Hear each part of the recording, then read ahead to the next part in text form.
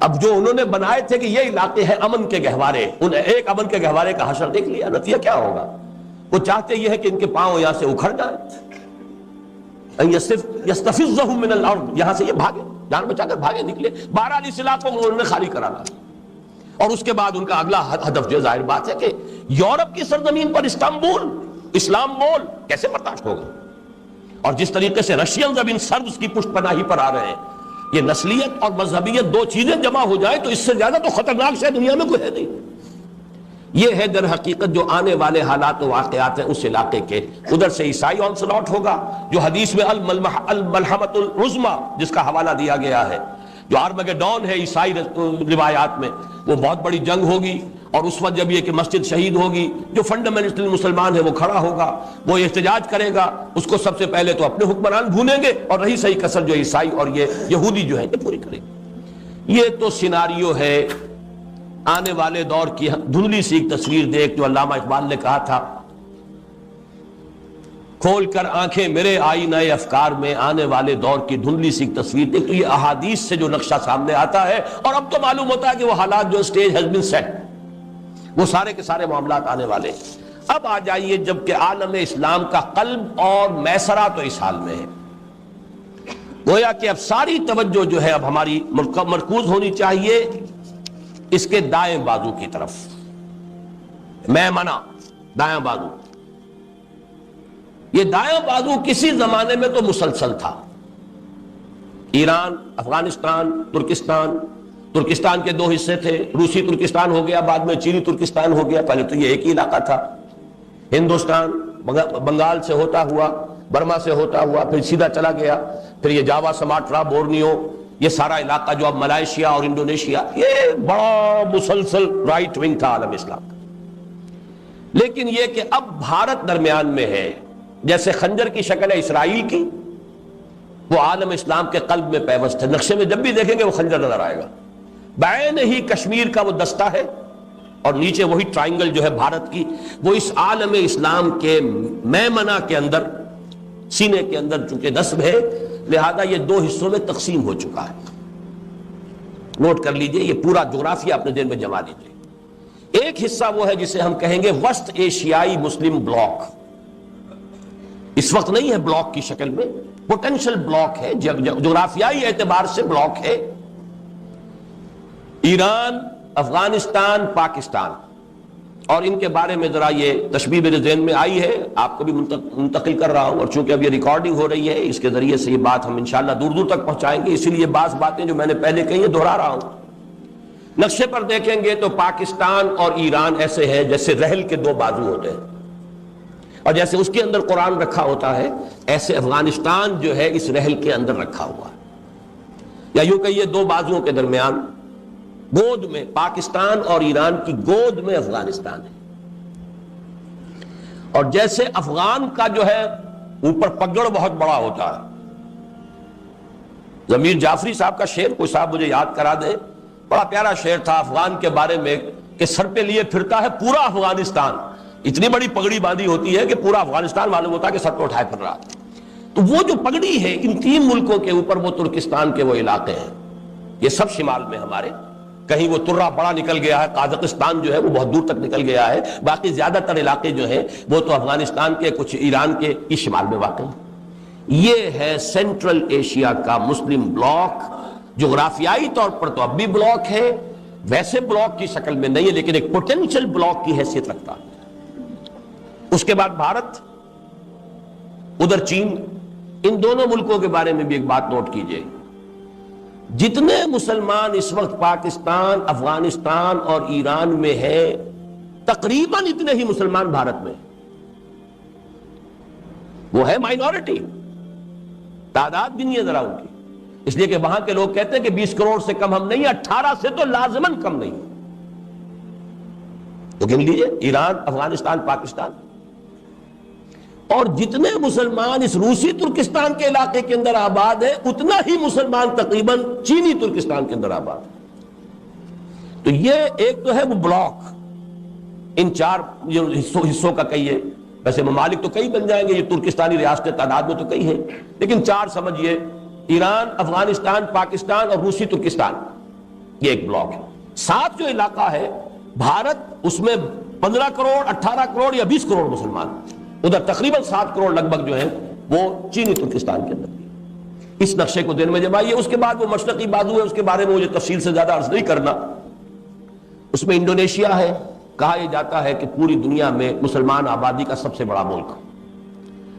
اس کو عیسائیت نے اس طرح ٹارگٹ کیا ہے، اتنے بڑے پیمانے پر مشنری ایکٹیویٹی ان کی ہے اور اتنے بڑے پیمانے پر کنورشن ہو رہی ہے، اور حکومت کی سطح پر اتنا تعاون ہے عیسائیوں کے ساتھ.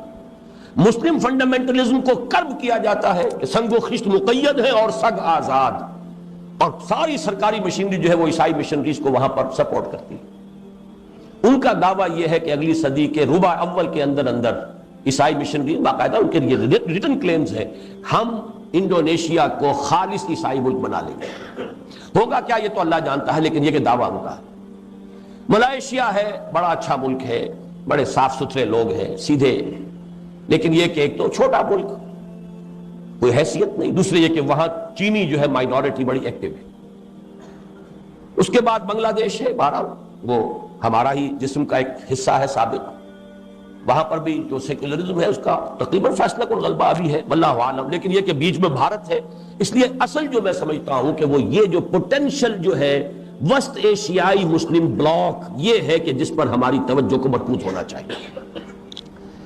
اس میں خاص طور پر 2 حدیثیں جو میں نے اس سے پہلے کئی مرتبہ نوٹ کرائی، آج پہ نوٹ کر لیجیے. ایک تو وہ حدیث کہ جو سنن ابن ماجہ میں ہے حضرت عبداللہ ابن حارث رضی اللہ تعالی عنہ سے، کہ حضور نے فرمایا صلی اللہ علیہ وسلم، یخرج ناس من المشرق یعطئون للمہدی یعنی سلطانہ.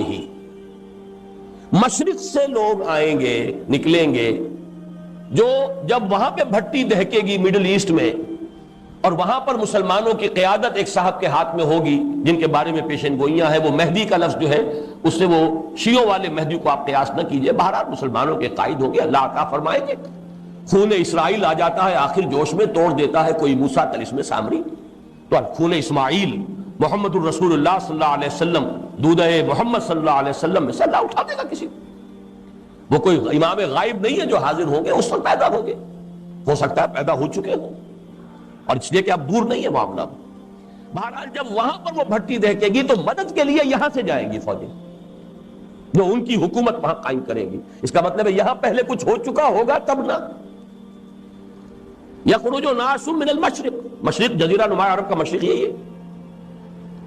وہ کیا کریں گے؟ یعطئون للمہدی، وہ فتح پر فتح حاصل کرتے ہوئے، منزل پر منزل مارتے ہوئے آئیں گے اور مہدی کی مدد کریں گے، اور وہاں یعنی سلطان ہی اس کی حکومت قائم کریں گے. دوسری حدیث ہے، یہ چونکہ سنن جامع ترمذی کی روایت ہے، بہت اہم ہے اس اعتبار سے، اور راوی حضرت ابو ہریرہ ہے رضی اللہ تعالی عنہ. اور اس میں مشرق کا لفظ نہیں ہے، ایک علاقے کا نام ہے. یخرج من خراسان رایات سود لا يردها شيء حتى تنصب بإيلیا. رواہ الترمذی رحمہ اللہ عن ابی ہریرہ رضی اللہ عنہ. خراسان کے علاقے سے فوجیں نکلیں گی، علم برآمد ہوں گے، سیاہ علم، انہیں کوئی واپس نہیں کر سکے گی، کوئی طاقت ان کا منہ نہیں پھیر سکے گی. وہ بڑھتے چلے آئیں گے یہاں تک کہ ایلیا میں وہ جھنڈے نصب ہو جائیں گے. اب یہ خراسان اور ایلیا حضور کے زمانے میں کسے کہتے تھے؟ ایلیا یروشلم کا نام ہے. سن 70 عیسوی میں ٹائٹس نے جب یروشلم کو بالکل منہدم کر دیا، ڈسٹرائے کر دیا، اس کا نام و نشان نہیں رہا تھا. کئی 100 سال بعد رومن ایمپرر ہیڈریان نے اسے دوبارہ تعمیر کیا تو اس کا نام ایلیا رکھا. یروشلم نام نہیں رکھا ایلیا. عیسائی ہسٹری میں اس کا نام ایلیا ہے، حضور کے زمانے میں اس کا نام ایلیا تھا، یہی یروشلم. اور نمبر 2 خراسان کا علاقہ حضور کے زمانے میں وہ ہے جو میں نے ابھی جو آپ کو یہ مشرقی وسطی کا مسلم بلاک، مشرقی ایشیا کا مسلم بلاک جو بتایا ہے، اس کا قلب جو ہے وہ خراسان ہے حضور کے زمانے کا. پورا افغانستان اور کچھ علاقے پاکستان کے، افغانستان اور ایران کے اور ترکستان کے، یہ علاقہ حضور کے زمانے میں خراسان کہلاتا. ان دونوں حدیثوں کے حوالے سے اب بات یوں سمجھیے کہ اس وقت کا جو بھی نقشہ سامنے موجود ہے اسے بھی دیکھ لیجیے، اور حضور صلی اللہ علیہ وسلم کے فرمودات کا آئینہ جو ہے اس میں جس حقیقت کا انعکاس ہو رہا ہے. متفق گردید روئے رائے بو علی بارائے من، بات تو ایک ہو گئی۔ اس پر جو مرکوز کیجئے اپنی توجہ کو، تو جو حقائق سامنے آتے ہیں، وقت کم ہو رہا ہے تو میں جلدی ذرا کروں گا۔ ان میں سے نمبر 1 ایران ہے۔ اگر ہم چلتے ہیں عرب سے مشرق کی طرف، تو ایران ایک اعتبار سے یہ بازی لے گیا ہے پورے عالم اسلام پر۔ ان کے مذہبی عقائد، ان کی فقہ سے ہمیں جو اختلاف ہے وہ ہے اپنی جگہ پر ہے، آپ کو معلوم ہے۔ میرے بارے میں کسی کو اشتباہ نہیں ہو سکتا اس اعتبار سے۔ میری جس درجے دشمنی رکھی گئی ہے، جس طرح میرے سر کا جو ہے مطالبہ ہوتا تھا، 2 ہی آدمی تھے پاکستان میں کہ جن کے سر مانگے گئے، ایک کراچی کے وہ شاہ بلیغ الدین صاحب اور ایک میں۔ تو اس حوالے سے وہ اپنی جگہ پر اختلاف ہے، لیکن اس حقیقت کا اعتراف کیے بغیر نہیں رہا جا سکتا، پورے عالم اسلام میں یہ واحد مسلمان ملک ہے جس نے بہرحال اپنی شریعت، اپنے عقائد کے مطابق ایک مذہبی انقلاب برپا کیا ہے۔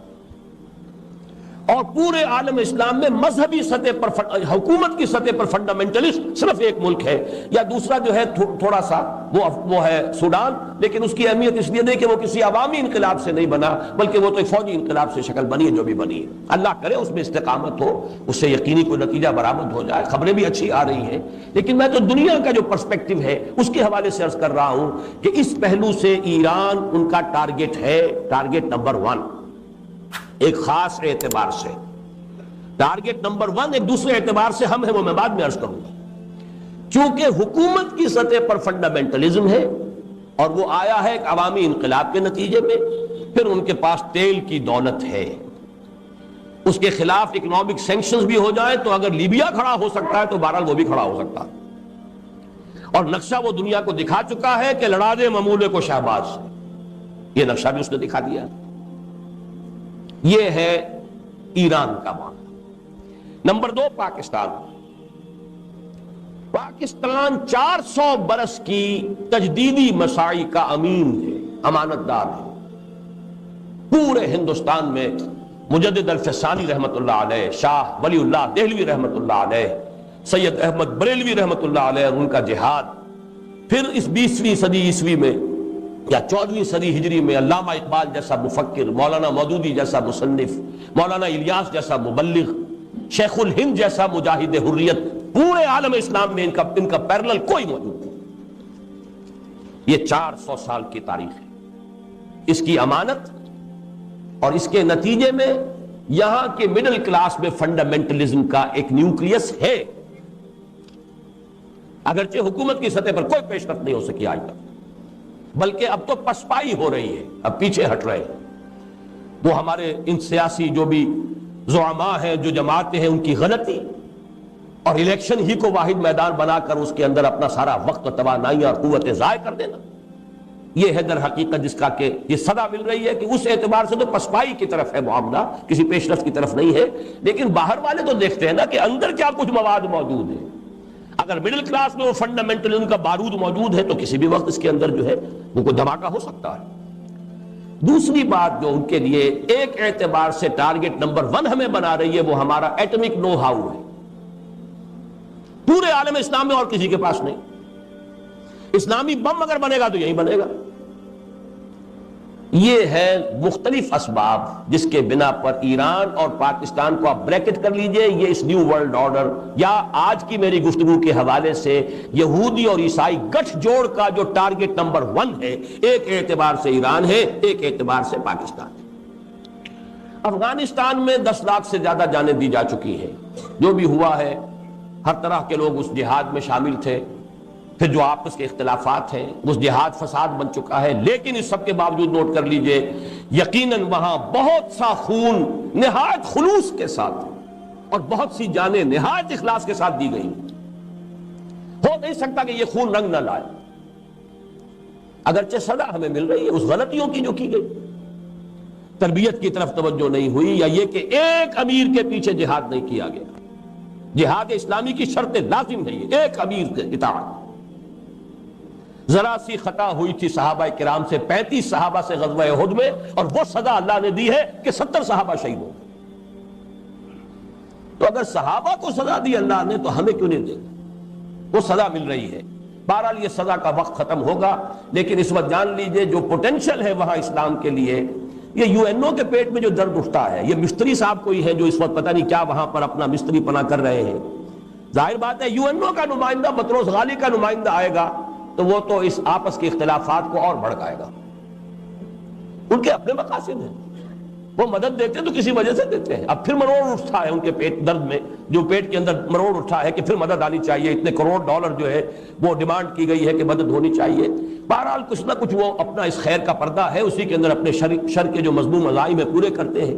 لیکن یہ کہ افغانستان کا مسئلہ یہ ہے، پاکستان اور ایران کے درمیان مفاہمت ہو جائے تو گود میں افغانستان رکھا ہے، پھر یہ کہ وہاں کا معاملہ بھی سلجھنے کا اور حل ہونے کا امکان زیادہ ہو جائے گا، اور اگر ان دونوں کے درمیان کے بھی کوئی مفاہمت نہیں ہوتی تو کوئی امکان نہیں۔ وہاں بھی آپ کو معلوم ہے جو مختلف فیکٹرز ہیں ان میں سے ایک شیعہ سنی فیکٹر بھی ہے وہاں کے فساد کا۔ باقی رہ گئے جو اوپر کے شمالی علاقے ہیں، وہ قازقستان سے لے کر اور آذربائیجان وغیرہ کے علاقوں تک، یہ ظاہر بات ہے کہ ان کے بارے میں تو میں نے بات آپ کو بتائی تھی، ڈاکٹر جاوید اقبال صاحب نے مجھے ایک ملاقات میں بتایا تھا، جہاں میں گیا وہ کہتے ہیں کہ وی نیڈ اے ماڈل۔ ظاہر بات ہے کہ 70 برس گزرے، ان کی جو بھی ذہنی جو بھی ان کی تبدیلی آئی ہے، برین واشنگ ہوئی ہے، وہ اسلام وغیرہ سے کتنے کچھ اب واقف رہ گئے ہیں وہ سب کو معلوم ہے، اس کو بتانے کی ضرورت نہیں۔ پھر بھی وہ چاہتے ہیں کہ اسلام کا کوئی ماڈل تو پیش کرو نا ہمارے سامنے۔ ان کے یہ الفاظ نقل کیے تھے ڈاکٹر جاوید اقبال نے، Saudi model is not acceptable to us because it is based on monarchy. اسلام کے نام سے تو یا تو سعودی عرب کے اندر کوئی حکومت ہے، کوئی قوانین وغیرہ شریعت کے ہیں، تو وہ تو ہمیں اس لیے قابل قبول نہیں، وہ بادشاہت ہے۔ An Iranian model is also not acceptable to us because it is based on theocracy۔ یہ ایک مذہبی طبقے کی حکومت ہے، یہ بھی ہمارے لیے ناقابل قبول، تو کوئی ماڈل چاہیے ہمیں۔ بہرحال یہ ہے وہ کیفیت ان کی، اور اس وقت جو کچھ مستری صاحب کرتے پھر رہے ہیں وہاں پر، مجھے تو اقبال کے وہ شعر یاد آیا کہ افغانیوں کی غیرت دین کا ہے یہ علاج، ملا کو ان کے کوہ دمن سے نکال دو۔ یہ جو بھی ابلیس کی جو بھی ہدایت تھی تو شاید وہی کچھ کر رہے ہوں کہ یہ جو بھی فنڈامنٹلسٹ ہیں ان سے کسی طریقے سے قیادت چھین کر، بہرحال اس میں جو بھی غلطیاں خامیاں کوتاہیاں خود ان کی ہیں وہ اپنی جگہ پر ہے، سارا الزام شیطان پر نہ ڈالیے، ہمارے اپنے کرتوت جو ہے وہ اپنی جگہ پر ہے۔ لیکن یہ کہ یہ ایک مختصر جائزہ ہے جو میں نے آپ کے سامنے رکھ دیا ہے۔ اس کے بعد مشرق میں چلیے، چین میں آپ کو بتا چکا ہوں، چین کے بارے میں البتہ چند اور حقائق میں آپ کو نوٹ کرا دینا چاہتا ہوں۔ نمبر 1، بہت بڑی طاقت ہے، بہت بڑی ایٹمک پاور ہے، اور اس نیو ورلڈ آرڈر کے لیے a hard nut to crack and a head ایک، ابھی تک وہ مسئلہ قائم ہے۔ نظام کے اعتبار سے وہاں صورت یہ بن گئی ہے کہ ایک نظام